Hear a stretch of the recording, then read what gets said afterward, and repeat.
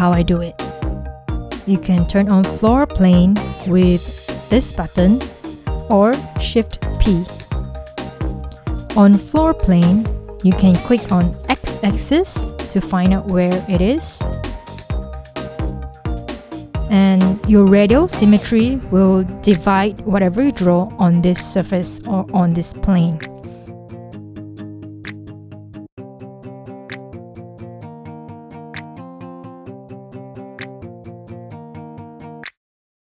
If you click on Y-axis,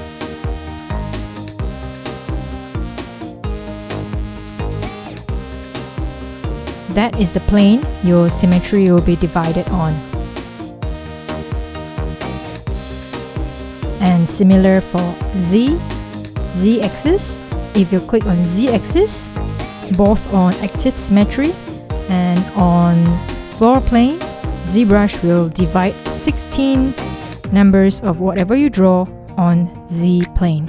So in order to apply radial symmetry, you need to identify which plane you're looking straight on, and then you click on that axis.